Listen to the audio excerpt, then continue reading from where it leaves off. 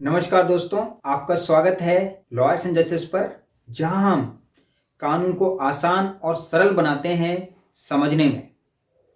तो दोस्तों, आज हम बात करेंगे सूचना के अधिकार की। एक बहुत ही इम्पोर्टेंट जानकारी या मुद्दा जिसे आप सभी को जानना बहुत ही जरूरी है। ये अधिकार है, जैसे लिखा सूचना का अधिकार, ये एक अधिकार है। दोस्तों, आपके टैक्स का पैसा कहाँ जाता है?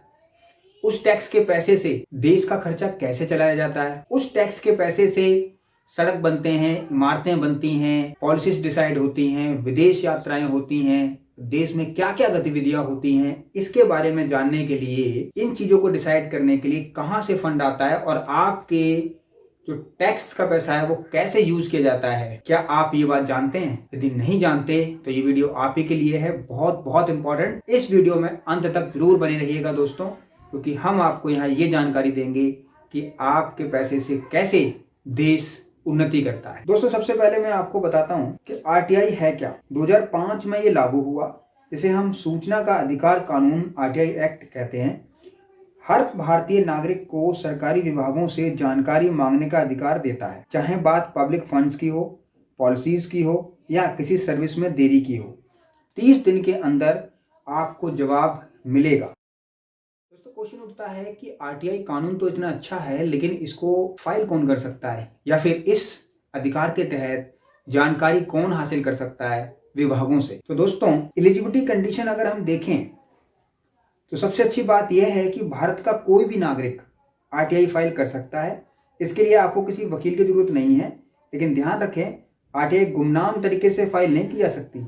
आपको अपना नाम और कॉन्टैक्ट डिटेल्स देनी जरूरी है। भारत का कोई भी नागरिक हो जो 18 साल से ऊपर है, वो इस सुविधा का लाभ उठा सकता है और विभागों से ये जानकारी मांग सकता है कि उसके पैसे से कौन सी पॉलिसी डिसाइड हो रही है। अब इसका सही तरीका क्या है, कैसे आरटीआई फाइल करनी है या फिर कैसे आरटीआई की एप्लीकेशन लगानी है। अब मैं आरटीआई एप्लीकेशन वर्ड यूज कर रहा हूँ, राइट टू इन्फॉर्मेशन है वैसे तो, लेकिन सूचना अगर आपको चाहिए, सूचना का अधिकार वो तो अधिकार हो गया, लेकिन सूचना अगर आपको चाहिए तो आप क्या करेंगे? तो मैं स्टेप बाय स्टेप बताता हूं, आप देखिएगा स्क्रीन पे। पहला स्टेप है ये तय करना है आपको कौन सी जानकारी चाहिए।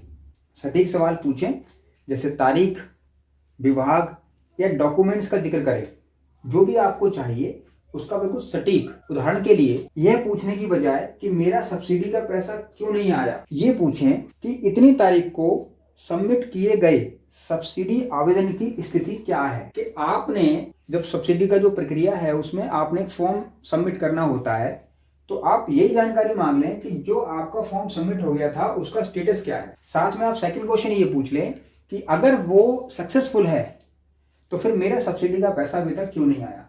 यानी आपको बिल्कुल सटीक और एक्यूरेट जानकारी मांगनी है डेट के साथ। इतनी तारीख को मैंने फॉर्म दिया था, अगर मेरा फॉर्म सबमिट हुआ तो मेरा सब्सिडी का पैसा क्यों नहीं आया, और अगर मेरा फॉर्म सबमिट नहीं हुआ तो क्यों नहीं हुआ। तो ये एकदम क्लियर सवाल होगा। फिर जब आरटीआई एप्लीकेशन आपने बना ली तो उसे दें कहां पर? सबसे पहले आप सटीक डिपार्टमेंट को ढूंढें। एप्लीकेशन तो बन गई, लेकिन सटीक डिपार्टमेंट ढूंढना भी तो जरूरी है। तो ध्यान दीजिए, अगला स्टेप आपका ये है कि उस सरकारी विभाग की पहचान जो जानकारी रखता है। जैसे अगर आपको सड़क निर्माण की जानकारी चाहिए तो लोक निर्माण विभाग से संपर्क करें।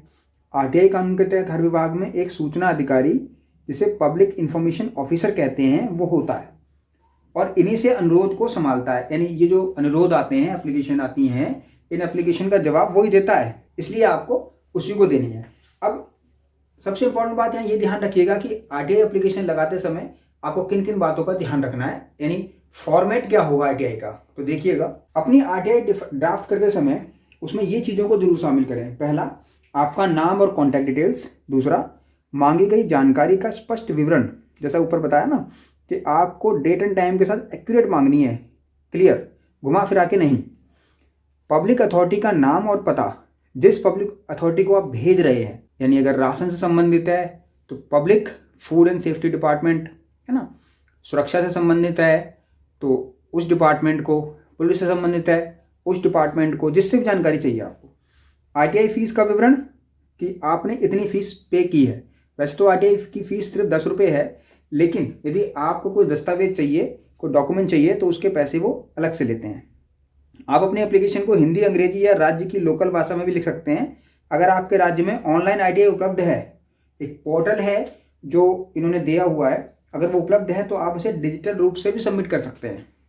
आप इसके वैसे आदेश तो दिए हुए हैं, यदि आप कहीं पर अपने राज्य में रहते हैं तो आप वहाँ पर ये इस तरीके से फाइल कर सकते हैं।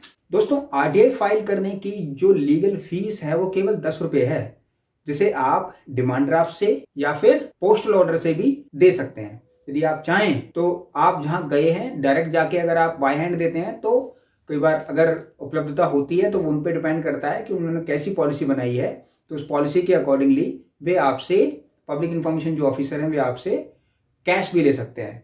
और उसके बाद यदि आपने उसमें कोई दस्तावेज मांगा है कि मुझे बताइए कि इस सड़क के अंदर जो पैसा खर्च हुआ वो कैसे हुआ और उसका दस्तावेज प्रोवाइड कराएं, तो दस्तावेज के वो हर कॉपी के फोटो स्टेट के आपसे अलग अलग पैसे लेते हैं, तो वो भी आपको प्रोवाइड कराएंगे, बट फोटो कॉपी के साथ, पैसों के साथ, तो वो आपसे बाद में मांग लेते हैं, उस समय जमा करा लेते हैं। अब दोस्तों, ये क्वेश्चन उठता है कि जब आरटीआई रेडी हो गई तो हम उसे भेजें कैसे या उनको दें कैसे। तो सबसे पहले दो तरीके हैं। पहला तरीका, आप इसे पोस्टल ऑर्डर के जरिए भी भेज सकते हैं। एक पोस्टल ऑर्डर लीजिए, अपने उसके अंदर लगाइए एप्लीकेशन में और उसको पोस्ट कर दीजिए जो भी पब्लिक इन्फॉर्मेशन ऑफिसर है। नंबर 2, आप बाय हैंड जाके वहां दीजिए और जो रसीद है पैसों की वो कटवा लीजिए। तीसरा तरीका जो बहुत इंपॉर्टेंट है वो ये है कि आरटीआई फाइल करने के लिए हर एक डिपार्टमेंट ने ऑनलाइन पोर्टल भी उपलब्ध कराए हुए हैं। तो ये ध्यान दीजिएगा कि आपके राज्य में अगर ऐसा कोई पोर्टल है, कमेंट करके ही बताइएगा कि अगर आपके राज्य में ये पोर्टल है तो आप यहाँ से भी एप्लीकेशन लगा सकते हैं और जो फीस होती है वो ऑनलाइन वहाँ पे कट जाती है। दोस्तों, अब सवाल ये आता है कि जब हम एप्लीकेशन लगा देते हैं, बाय हैंड लगा दी मान लीजिए आपने, जैसे भी लगा दी, तो उस कंडीशन में कितनी देर के अंदर आपकी एप्लीकेशन पे कार्रवाई होगी। तो जनरल सूरत में ये 30 दिन का समय होता है। 30 दिन में लिखित जवाब आपके पास आ जाएगा। दूसरी बात, यदि जीवन, मरण और स्वतंत्रता से संबंधित कोई ऐसा क्वेश्चन है कि बहुत संवेदनशील है, तो ऐसी कंडीशन में 48 घंटे में भी आपको रिस्पांस मिलेगा। 30 दिन के अंदर तो अनिवार्य है। दोस्तों, यदि आपने आरटीआई फाइल की, एप्लीकेशन लगाई और उसके बाद आपको जवाब नहीं मिला तो क्या करें? तो आप फर्स्ट अपील राज्य सूचना आयोग या केंद्रीय सूचना आयोग को भी कर सकते हैं, जिसको सेंट्रल इंफॉर्मेशन ऑफिसर बोलते हैं, सेंट्रल पब्लिक इंफॉर्मेशन ऑफिसर बोलते हैं। आप वहां जाकर भी अपनी शिकायत दर्ज करा सकते हैं। फर्स्ट अपील, या पहले स्टेट में जाइए फिर सेंटर में जाइए। अपील 30 दिन के अंदर होनी चाहिए कि मैंने ये जानकारी हासिल की थी, बिल्कुल डिटेल में मैंने ये जानकारी मांगी थी और मुझे ये जानकारी नहीं दी गई। आपने देखा होगा या अखबारों में भी सुना होगा कि कई बार पब्लिक इंफॉर्मेशन ऑफिसर होते हैं, वो इंफॉर्मेशन देने से मना कर देते हैं, सूचना देने से मना कर देते हैं। ऐसी सूरत में जब उनके खिलाफ अपील जाती है तो सेंट्रल पब्लिक इंफॉर्मेशन ऑफिसर जो होते हैं वो उसको अलाउ करते हैं और सूचना को दिलवाते हैं। तो आप अपील फाइल कर सकते हैं 30 दिन के। दोस्तों, कुछ इंपॉर्टेंट टिप्स जो कि सूचना के अधिकार को और ज्यादा पारदर्शी बना सकते हैं और आपको जवाब देने में या लेने में हेल्प कर सकते हैं। यहाँ कुछ सुझाव दिए गए हैं जो आपके आरटीआई को और प्रभावी बनाएंगे। साफ और संक्षिप्त रहें, यानी फालतू की जानकारी न डालें। कृपया जो आपने जानकारी मांगी है वही लिखें।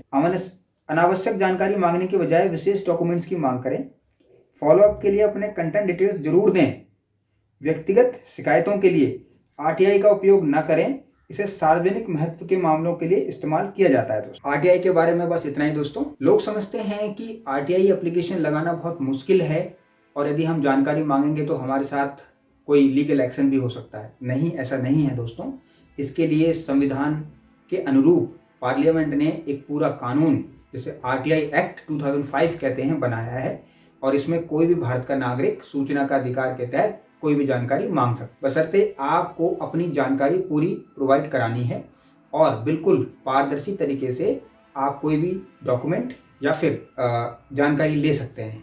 बस ध्यान रहे कि कोई संवेदनशील जानकारी या फिर देश के अनहित में न हो, देश के हित में हो, तो वो जानकारी आप ले सकते हैं दोस्तों। और ऐसी सूरत में आप आरटीआई लगा सकते हैं। ये एक शक्तिशाली टूल है और इसका उपयोग केवल देश की प्रगति के लिए और जब जरूरी हो तो आपके अधिकारों को सुरक्षित करने के लिए ही करना चाहिए। लॉयर्स एंड जस्टिस पर बने रहें। बताइएगा कि क्या ये जानकारियां आपके पास थीं, कमेंट करके बताइएगा। और यदि नहीं थी तो अपने दोस्तों को, अपने परिवारजनों को भी इन जानकारियों के बारे में अवश्य बताएं। ये वीडियो को शेयर करें, लाइक करें और सब्सक्राइब जरूर करें दोस्तों, ताकि ये वीडियोस मैं आपके लिए और लेकर आता रहूं। चीज़ें मुझे मोटिवेट करेंगी। लॉस एंड जस्टिस पर बने रहिएगा अगली वीडियो में। नमस्कार।